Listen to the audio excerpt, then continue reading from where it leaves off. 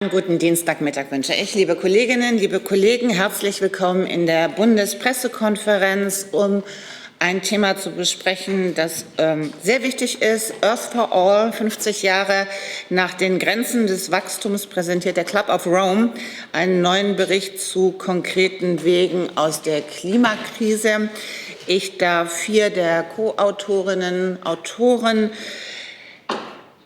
des Buches begrüßen, Earth4All. Ich darf begrüßen Johan Rockström, Direktor des Potsdam Institutes für Klimafolgenforschung.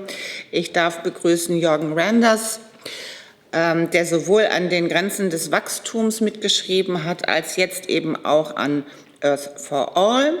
Dann ist bei uns Sandrine Dixson-Declève.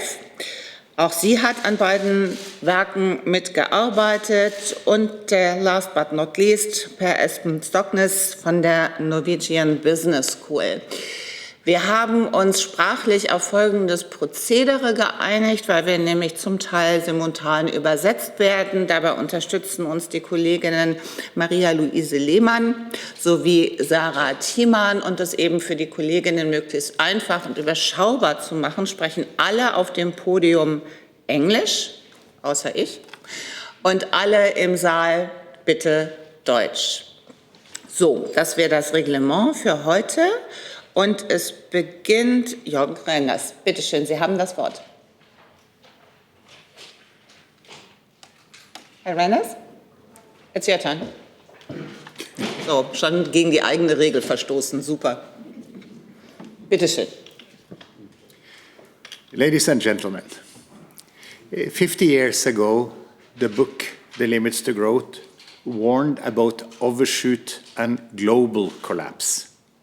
Global collapse caused by shortage of resources, shortage of land, and pollution absorption capacity, eventually leading to rising costs and a decline in physical consumption and, in extreme cases, to population decline.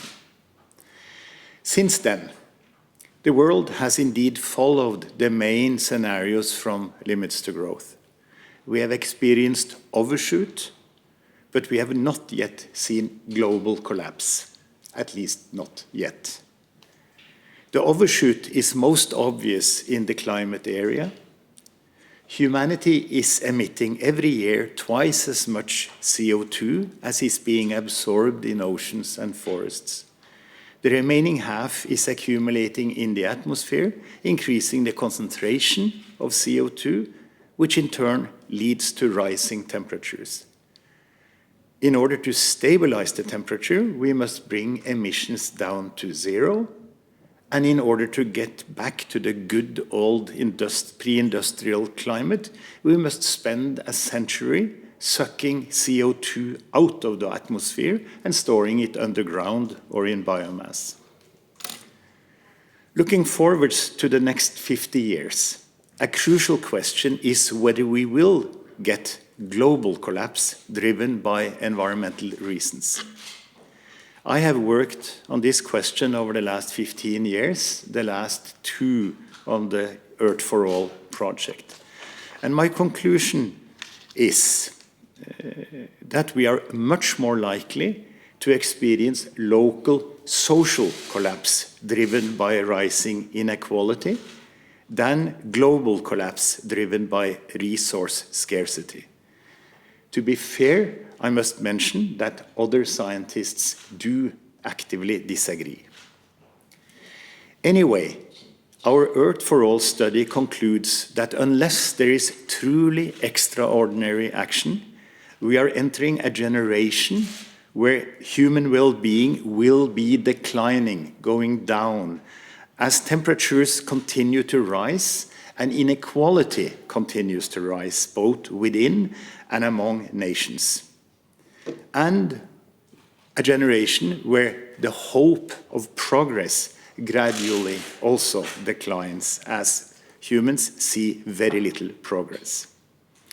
If the decline in well-being is allowed to last long enough, I expect societal breakdown in vulnerable nations and a dangerous decline in the ability of governments to handle the situation. This is what I mean when I say I fear the risk of social collapse. The solution exists, as my colleagues will explain later in this panel, but the solution carries a cost in the short term and will not arise automatically from an uncontrolled market. We do need an active state in order to get the solution in place fast enough. I hope that the book Earth4All will be remembered as the first report that did describe the elephant in the room, namely the fact that 70% of the problem is caused by the world's richest 10%. And also made the point, that be remembered for making the point that we will not save the world unless the richest 10% pay the bill. So, in summary, after having participated now for 50 years in the limits to growth debate, I believe that unless the rich pays the bill, we will not save the world. Unless the rich pays the bill, we will not get the broad voter support for the strong collective action that is needed to increase the well-being of the global majority. And this is, in my mind, the main message of the Earth4All report. Thank you. Vielen Dank. Dann Herr Rockström, bitte. Danke. So as Jørgen Randers points out, what we're seeing today largely confirms the limits to growth 1972 scenarios. The scientific conclusion as we meet today in 2022 is that planet Earth is changing faster, even faster than science could predict. In fact, the risk is no longer to have millions of people affected by climate change and billions of US dollars being lost. No, today the risk assessment shows that we have a risk of billions of people being affected and trillions of US dollars being lost. We're talking real risk for the whole world economy.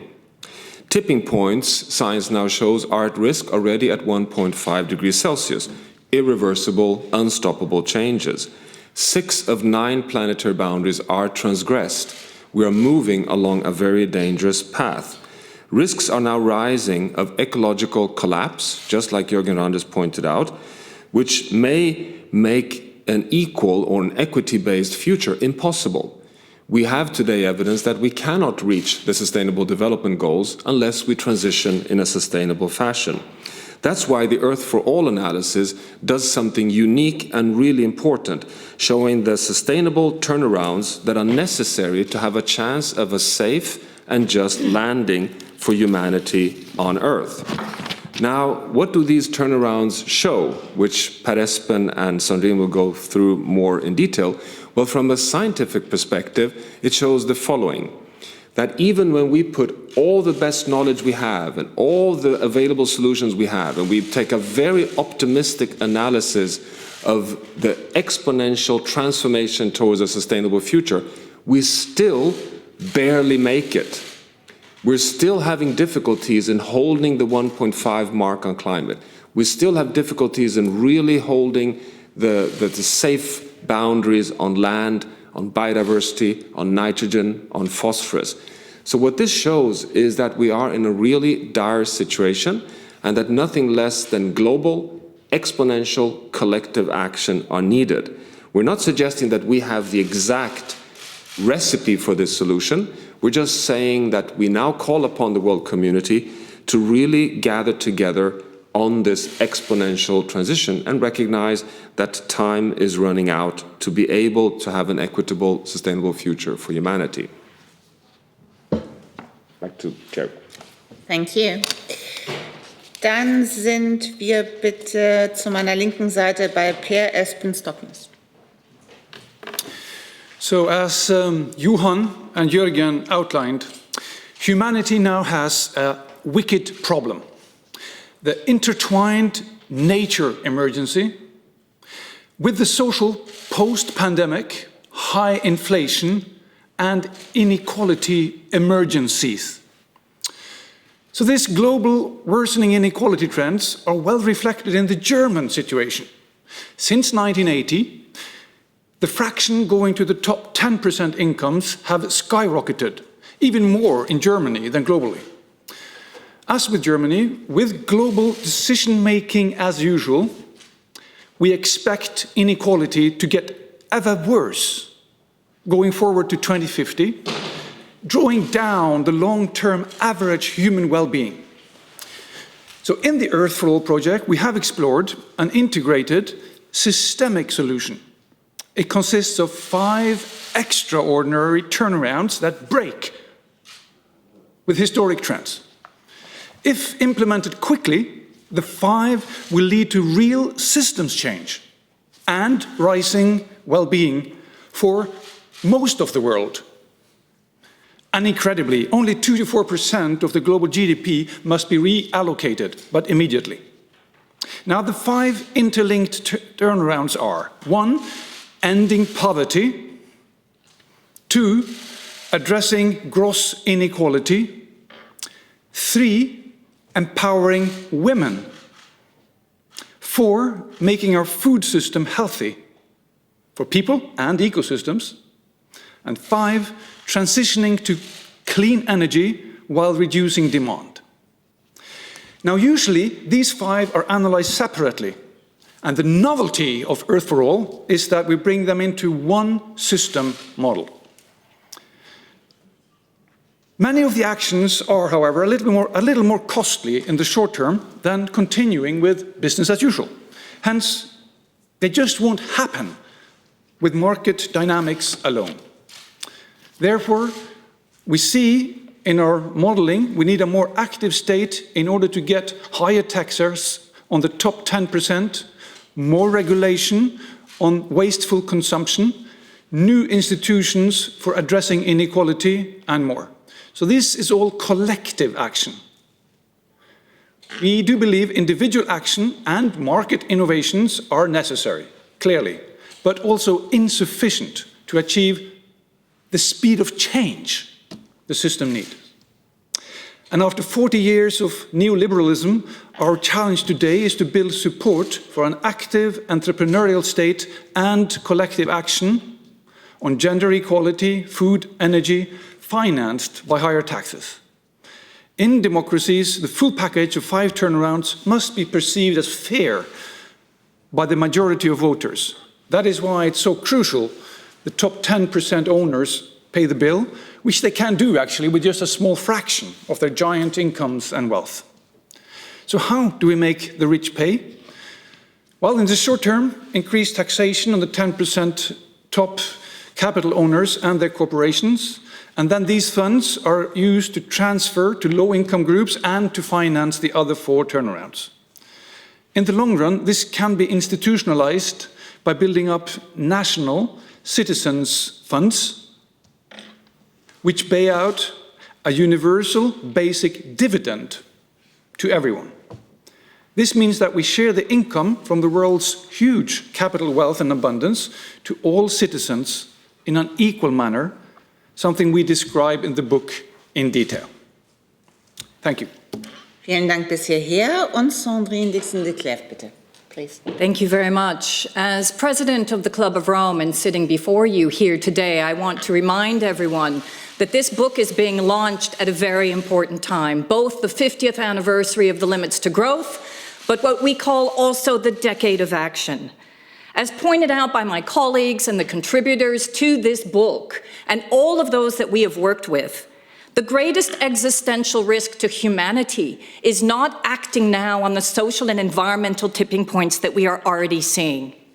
We don't only see tipping points in the ecological space, but also clear social tipping points, as has been very well described, which are getting increasingly aggravated, as we are seeing today, by the health pandemic, the Ukrainian crisis, and so many other conflicts across the globe, as well as obviously the climate crisis.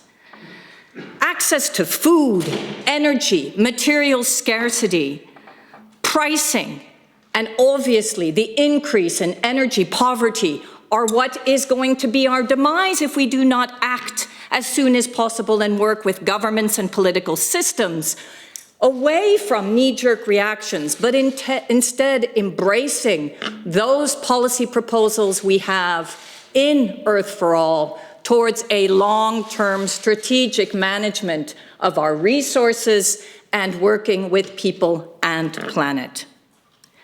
The tipping points and the current crises are also a reflection of what we describe of a dysfunctional society, an economic and a financial and governance systems that are broken, governments that are paralyzed as they contemplate transformation rather than going back to business as usual. This is why Earth4All has developed different policy solutions across the 5 turnarounds as described by my colleague Per Espen. These are not a blueprint, and solutions will be different, clearly, in different regions, in different localities, as they are implemented. But what we see are clear leverage points, and these are the solutions that we have given.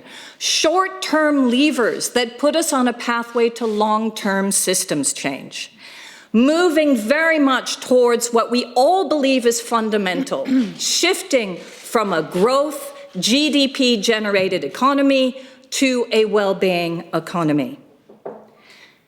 We all believe that Earth4All is demonstrating that in our very clear scenarios, we can go towards urgent action now.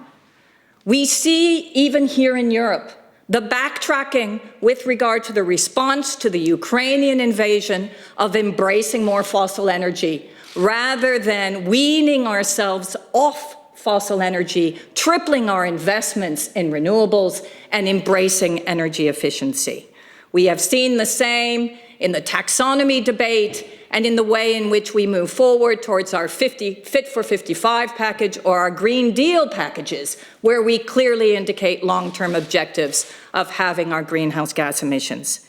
So what we have done for each of these turnarounds is to very much demonstrate the fundamental shift needed from a fossil and extractive economy that promotes consumption to a regenerative and circular economy.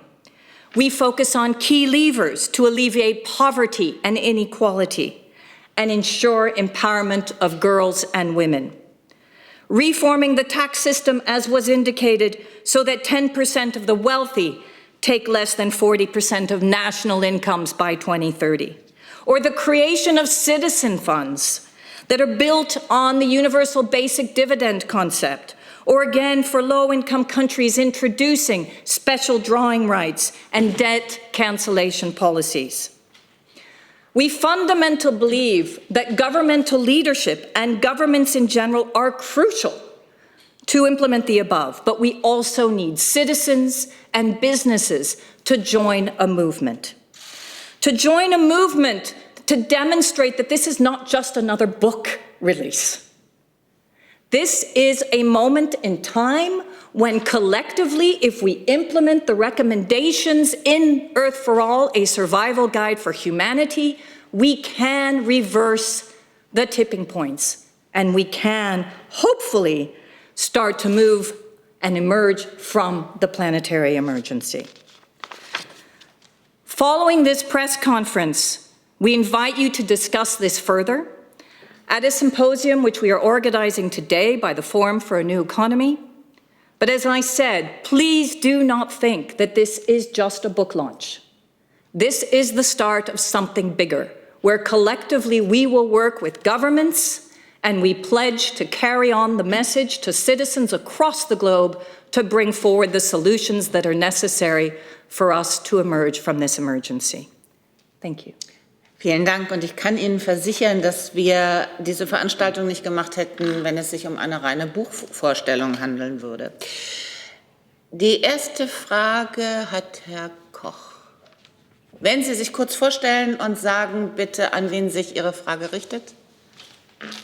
Hannes Koch, die Korrespondenten. Meine Frage richtet sich an Herrn Randers. Sie haben gesprochen von der Gefahr, dass es zu regionalen Kollapsen kommen könnte.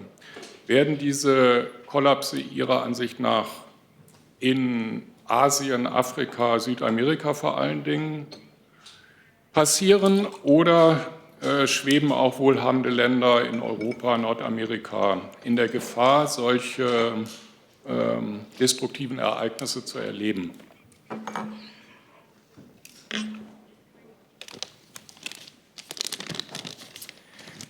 Thank you for a good question. I think the easiest way to decide where we will get a local collapse is to track the development of well-being. So if you take an area where the general well-being, the general happiness of the population is declining, this increases the risk of collapse, because the declining well-being, when it lasts for a long time, people having less income, people having less social support, people experiencing more climate change, people experiencing further inequality, then frustrations rise and people start to get desperate. And the sum of all of this is that governments no longer are able to gather a majority to do something costly to solve the problem, which makes the problem continue, to lower well-being, and that's where you get social collapse.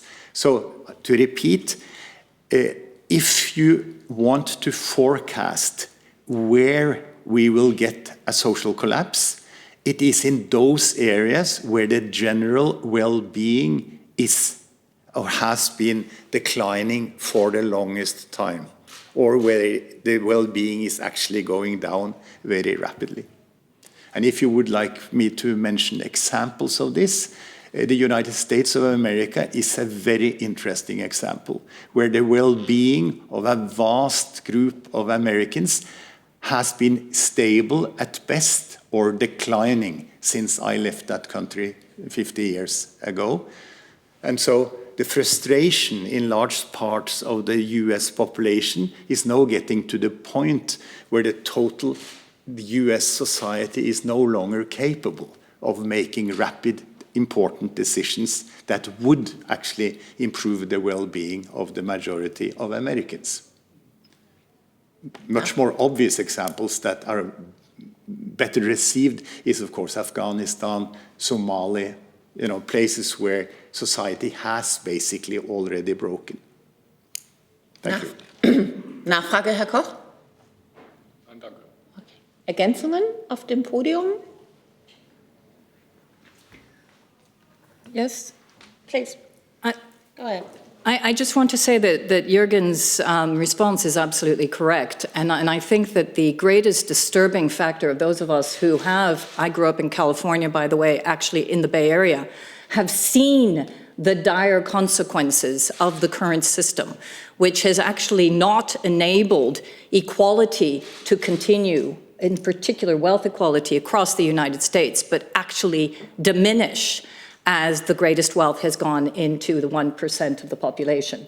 And this has become such a destabilizing factor that there are people that are leaving, citizens that are leaving large cities across the states. There is continuous, obviously, backlash at the economic level where we are seeing more and more homelessness. This is not just a differentiator between what we called in the past the North and the South, and poverty strickening those that are actually supposedly developing. This is a problem now in the wealthiest societies, and we see it across Europe as well as in the United States. That is why this book is so important when it speaks about the trauma and the difficulties of truly addressing inequality and the way in which we'll be able to embrace climate solutions or other solutions from a conflict perspective will be if we address inequality head-on. Please.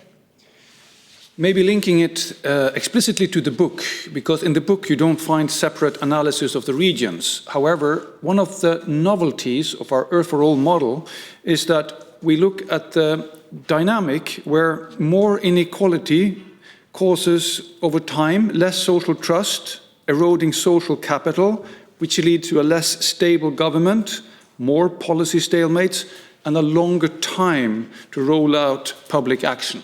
So So this is one of the few models that actually not just speak about this in qualitative terms, but you can actually go in and have a look at the quantitative estimates and how they are correlated. So this is one of the, as we see it, novelties and contributions of Earth4All to this very important debate that your question raises. Dann die nächste Frage von Hans Jessen, bitte. Hans Jessen, freier Journalist. Ich habe selten erlebt oder nie erlebt in diesem Raum, dass 4 Panelisten ihre Vorträge in 15 Minuten gehalten haben. Es waren 18. Auch das ist eher selten. Vielen Dank dafür. Meine Frage geht an Sandrine, Dixson-Declève. Wer sind die Adressaten Ihres Aufrufs? Das, was Sie beschreiben, bedeutet ja, dass eigentlich alle, vor allem Entscheidungsinstitutionen der Welt, mitspielen müssen. Wir erleben aber gerade zum Beispiel sowohl in China als auch in Indien, dass dort die Politik das Gegenteil von dem macht, was sie als notwendig erachten. Wie kann man diese großen Player dazu bewegen, dass sie bei diesem integrierten Konzept mitmachen? Thank you for that very important question. And I think there was a very large debate as to who we would address this book and the recommendations to. We all agreed that it was very much twofold. First, we had to get better at storytelling so that we could bring a broader audience into these topics, which are incredibly complex.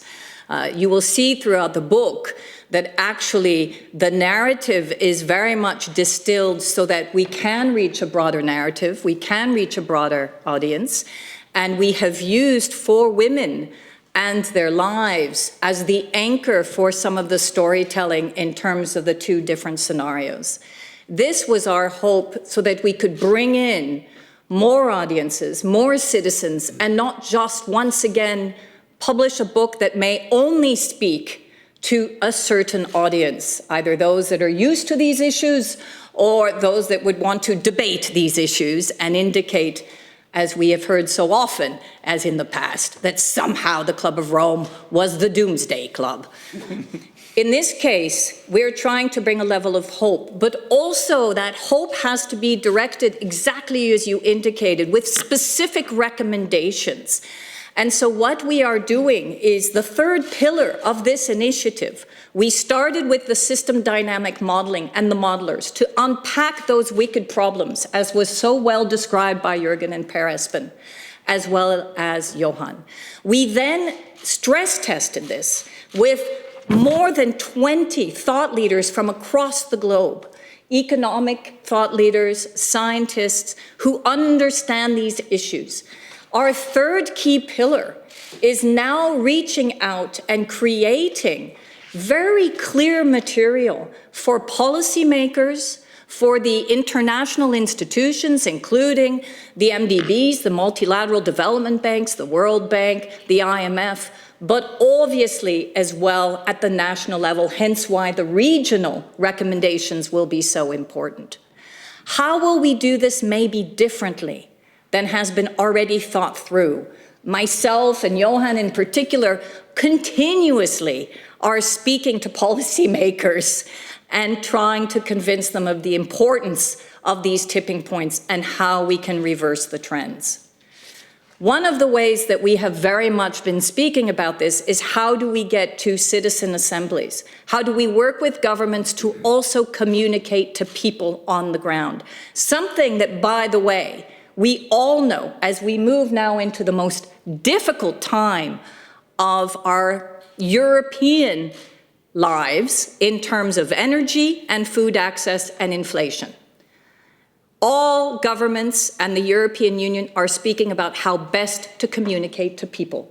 This is the moment to inject some of our thinking and some of our recommendations so that we can allow people to understand that transformation is not just costly to them and will make their lives and livelihoods worse. Instead, transformation is the way in which their lives will get better. And that is our responsibility now at this time as we are facing the greatest existential risk. Thank you for your question. Herr Rockström. Yeah, I want to complement this by, I mean, you're absolutely right that the Earth4All analysis shows, just as Jørgen and Randers particularly emphasized, that we need more global governance. We need stronger cohesion at the global level to be able to get all countries in the world to transform in an equitable, sustainable direction. But we are in an all-time high of distrust. So we're not in a good position. We have today a very, very difficult challenge of getting countries to collaborate. That is why I draw the conclusion, and many scholars around the world as well, that we cannot count on getting 195 countries to collaborate and do exactly the same thing. Instead, we have to look at keystone actors. And Germany is one of those keystone actors. Germany is the world's 4th largest economy. And Germany has a special opportunity here to show that decarbonizing the German economy, landing that in a socially equitable way, gives better outcomes for well-being and a modern competitive economy. If that is succeeded, it will automatically spill over to the skeptic countries around the world, to those who are sitting in the back seat and just kind of hoping that status quo will be the best way to proceed. So it's a situation now where I think the front runners need to run even faster to be able to show the world that this is not any longer, as Sandrine pointed out, an agenda of environmental issues here and social issues here. We don't have environmental problems in the world. We only have social problems in the world, and they are affected by the environmental risks we're taking. And this means that if you want to be successful and responsible in the future, you have to move in a sustainable path. And so we have to shift this whole agenda towards being the agenda which we see increasingly in countries like Germany, where your automotive industry is now competing to be the first automotive industry in the world that is fully electrified. I would dare to say that Mercedes-Benz is not doing this to save the planet, it's to save German jobs. And this is what we have to see much more prominently out in the public domain. That's why Sandrine says this is just a start of a bigger dialogue on how do we get momentum on that pathway. Zusatz, Herr Jessen? Nein. Dann Frau Dudin. Eine Frage an Herrn... Wenn Sie sich kurz vorstellen, bitte. Ja. Majdudin von der EPD-Nachrichtenagentur. Eine Frage an Herrn Randers. Sie haben ja vor 50 Jahren schon gewarnt vor den Folgen des Wachstums. Wie optimistisch sind Sie, dass es zu diesen außergewöhnlichen Kehrtwenden auch kommen wird?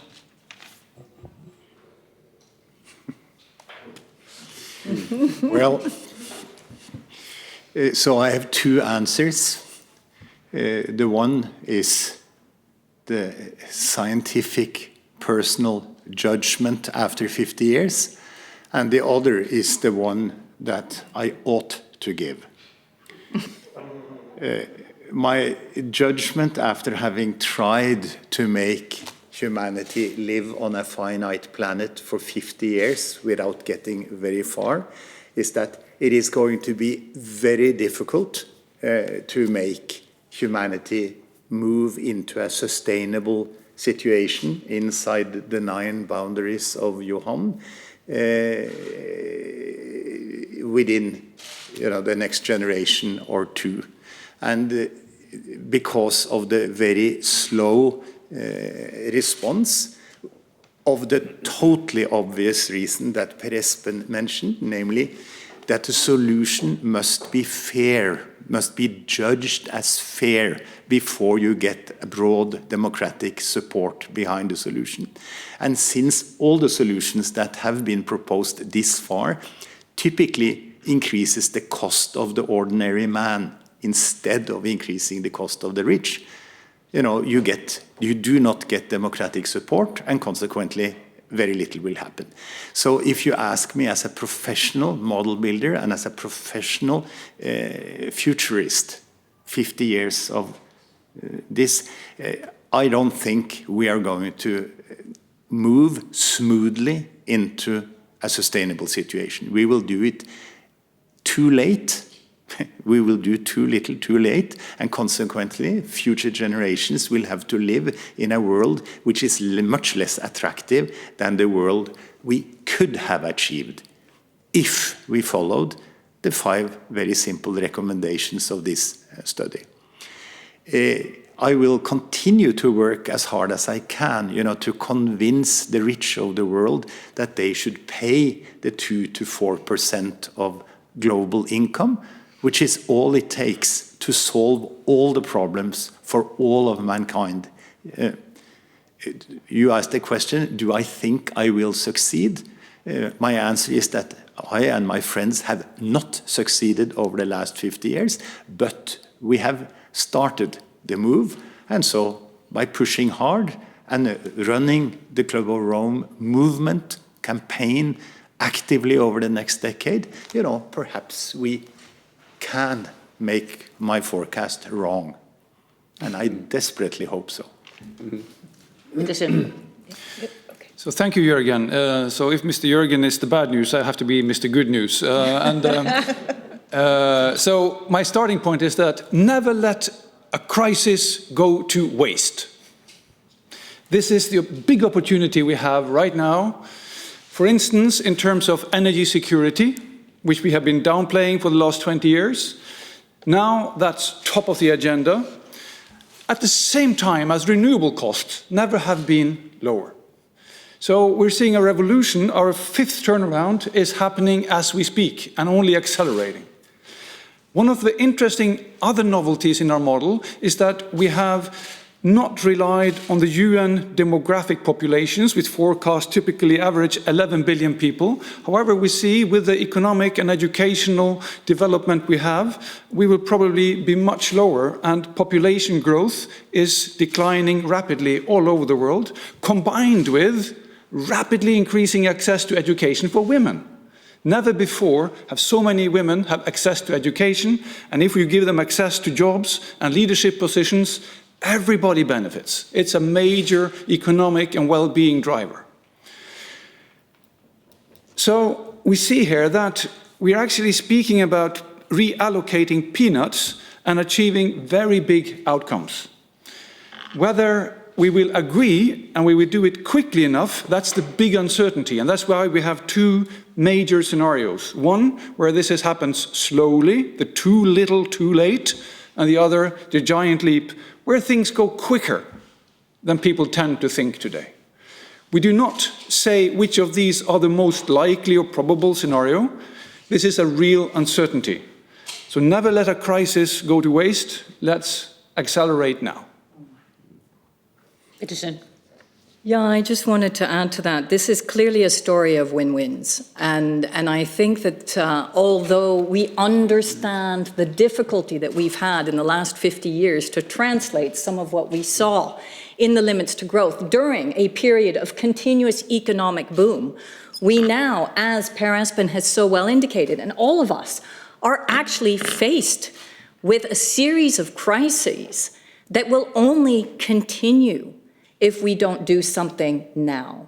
So the win-wins are actually immediately perceived as possibilities for people if we're able to translate that into clear action.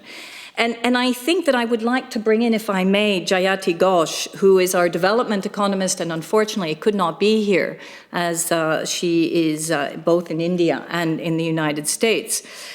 She has said very clearly, hell on earth awaits many people already living in poverty. This is why Earth4All is not just a book. It is a call to action. Because the necessary changes are so big, they require determined social movements with broad participation. But history shows that inertia, and let's add complacency, and defeatism can become self-fulfilling. It also shows that governments ultimately must respond to popular pressure to be replaced by it. We must replace this defeatism with a series of very clear answers. This is what Earth4All gives us, answers which indicate the pathways that can be taken, even in the midst of chaos. So let's use these crisis moments as ways to properly communicate with both governments and also citizens and indicate a way out. Maybe I will just end with this. We have seen so much growth in our youth suicides, burnouts, and also eco-anxiety and future anxiety. We know this is the first generation that will make less than its parents. The current financial and economic systems have proven that they do not work, and as we indicated, continue to stress more inequality while certain parts of the population continue to have the wealth. So this is the moment to try to work with broader populations and give them a way out of the current situation. Nachfrage, Frau Dudin? Dann bleiben wir auf der von uns ausgesehenen rechten Seite. Bitte schön. Ja, danke. Fabian Busch von web.de und GMX. Ich hätte eine Frage an Frau Dixson-Declève. Welche Rolle spielt aus Ihrer Sicht die Zivilgesellschaft? Also wir sehen ja in den letzten Jahren überall Bewegungen wie Fridays for Future. Es ist zwar in den letzten 50 Jahren vielleicht wenig passiert, aber zumindest ist ja das Bewusstsein extrem groß in letzter Zeit. Kann das aus Ihrer Sicht auch einen Unterschied machen, um Ihre Ziele zu erreichen? Absolutely, and the youth movement has been fundamental in increasing not only the rise of pressure on governments across the globe, but also accountability, which is fundamental. But in addition, other civil societies also working on other social issues that are linked to the environmental issues is fundamental as well. So yes, the bottom up and the top down have to come together for change.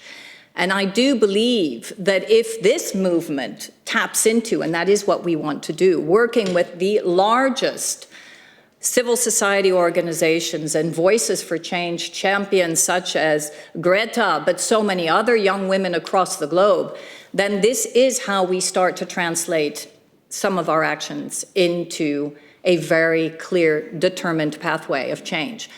Let me just be clear, though. We also understand that we need to build broader audiences, that we need to a certain degree, I say, Cambridge Analytica for good is what we need to work on. Use social media for these messages. Understand that there's a very broad part of the population that we are not tapping into and that are on a survival pathway every single day of their lives. It is trying to ensure that we get to those people as well as the usual suspects that will then enable this to be a movement of change. Rockström? Yeah, and I just wanted to kind of compliment Sandrine here also with what will happen at COP27 at Sharm el-Sheikh, which will be the African COP. Everyone realizes that Glasgow was COP26, was the climate meeting where all the texts were negotiated and finalized, so there's no more text now to fight over. It was the COP with all the promises, all the pledges, all the net zero pathways, all the pledges on reducing methane, all the pledges on stopping afforestation, all the pledges on filling up the Green Climate Fund, and nothing has been delivered. It's a moment of huge disappointment in the world. Right as we speak, we have 1 million people losing their house and lives in Pakistan. We have a massive drought in China. We have 4 consecutive drought years in the Horn of Africa, probably a 5th season right around the corner, with millions of people affected, amplified by the food prices and the fertilizer prices due to the Ukraine war.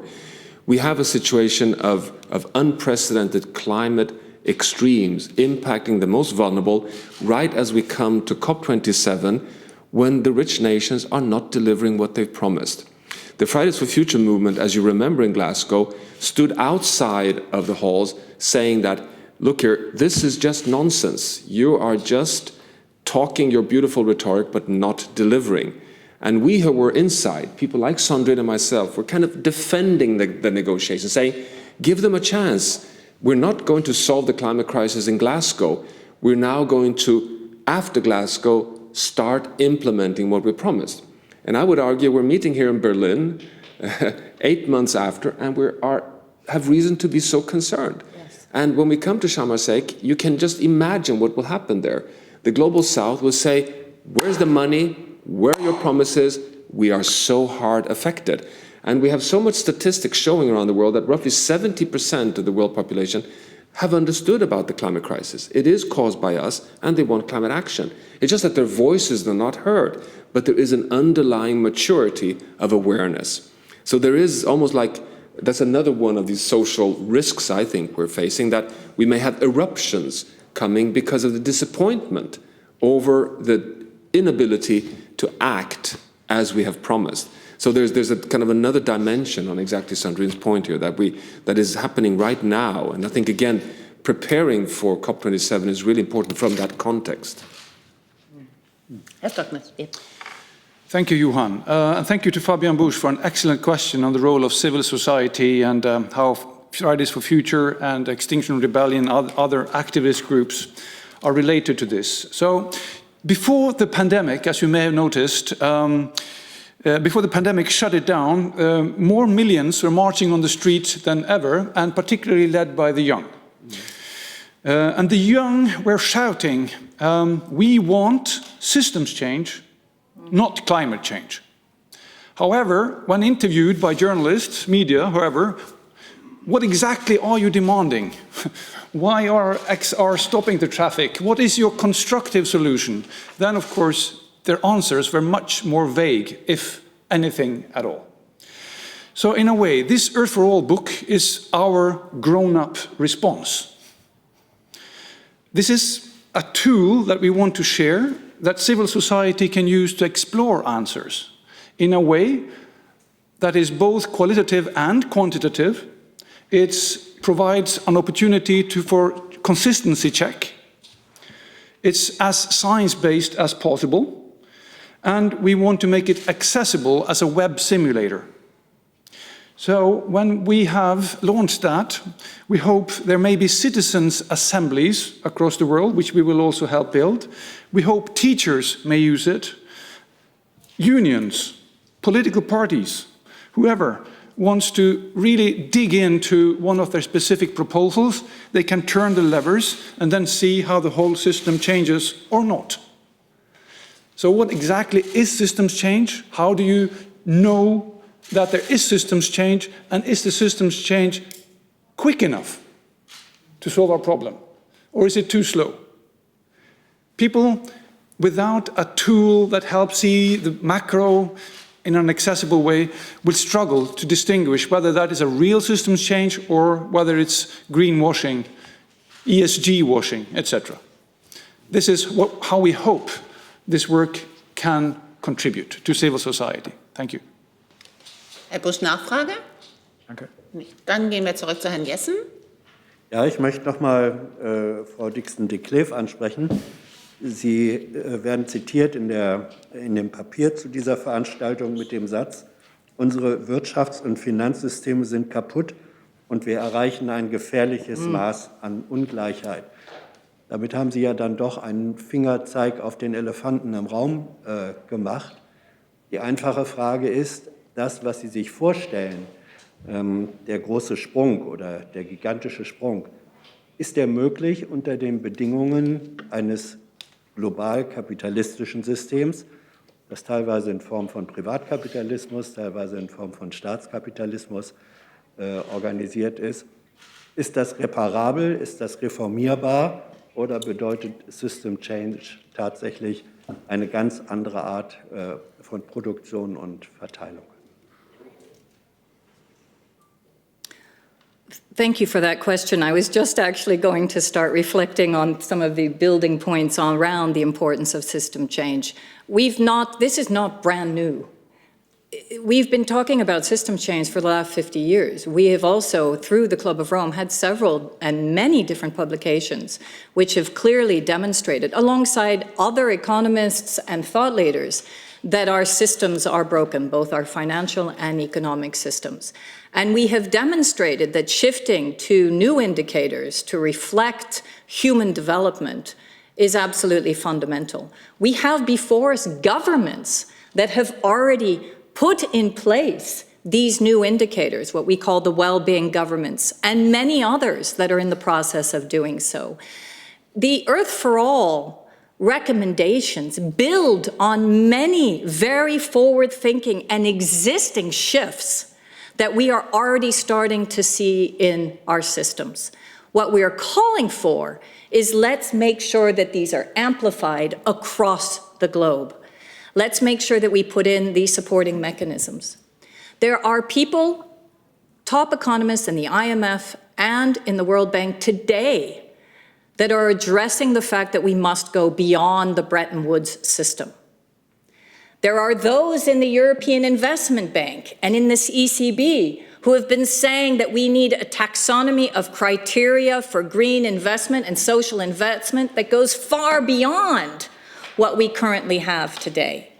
These, for us, are what we call the short-term levers. They start to enable us to get to a complete system shift. My response to you on whether the capitalistic market and neoliberal economics will enable us to create that shift is no. We can't tweak around with the system. But what we can do in the short term is make sure that we don't create even more stranded assets, which, by the way, we are starting to do here in Germany and in Europe, by again creating more dependency on fossil energy at a time when we should wean ourselves off. And we did see it coming in 2009 with the Ukrainian gas crisis and Crimea in 2014. So it's not as if we didn't know. But so we can actually use this moment now to create the right signals in the current market to start to shift. But from there, our ultimate goal, and that is what we say in the book, is to move away from growth indicators, which are part of the current neoliberal capitalistic market, and to shift towards very clear new indicators that are focused on well-being, social and environmental and economic indicators together. That is fundamental, and we give a series of examples and instruments, whether it be universal basic dividend, whether it be the new citizens funds, whether it be special drawing rights, cancellation of debt at the international level, but also very specifically what can be done at the national level. Maybe I can just indicate, as we said, this is the start of a process. This book actually is going to be followed up with a series of interactive exchanges, whether it be through the website, through workshops, through citizen assemblies, but also deeper dives that we will continue to publish and regional assessments in order to continue the momentum and the movement. I hope that that is a satisfactory answer. Randers. So I would like to supplement Sandrine's answer to this very important question of can the giant leap occur in a capitalist society? I support Sandrine's answer that it will require modification of the free trade neoliberal ideology. But I do think that luckily that modification can take place without throwing out the capitalist society. And I say I'm happy about that because I do think that if we tried to remove capitalism, we would not succeed. And so then the world would go to hell before we succeeded. And let me try to explain to you why on this score I'm very optimistic. I'm pessimistic on other matters, but I do think that this can occur inside a capitalist society in the following way. What we need to do is simply to shift 2 to 4% of the labor force and the capital of the world from dirty activity to clean activity. That's all it takes. So we need to take the people and the machinery that currently produces coal-fired utilities and nuclear plants and wind and gas-fired utilities, and make the same people and the same machinery make windmills and solar panels, and so on in all the other 5 turnarounds. We need to take current capacity and move it from continuing destroying the boundaries to producing slightly more expensive equipment that actually can operate, producing the same type of well-being, but inside the planetary boundaries. And one of the very important and positive results that have come out of the last decade or two, as Per Espen did not include in his list, is the fact that many people have now tried to calculate how much labor and capital do we need to shift from what is going on to what is cleaner. And the answer is between 2 and 4% of all workers and all capital. So it's a tiny shift. We can keep running our societies with 96% of the people and the capital doing what they did before, as long as we take the 2 to 4 people that are currently working in the most damaging sectors and shifting them into producing the solution. Then you can ask the question, why hasn't this happened before, when it is so small, 2 to 4% of the income? And the answer is that the solutions are slightly more expensive than the current way of doing it. So windmills is slightly more expensive than the gas utility that it is replacing under normal prices. And since we have markets that are competitive, there is no way, that a free market will allocate money into something which is slightly more expensive than the cheapest way of doing it. And how are we now going to make this small shift happen? Our recommendation is that we will not anymore rely on the market to do the reallocation. We will basically have the collective, the state, pay the extra cost of shifting the labor and capital from the cheap, dirty activity to the slightly more expensive, sustainable activity.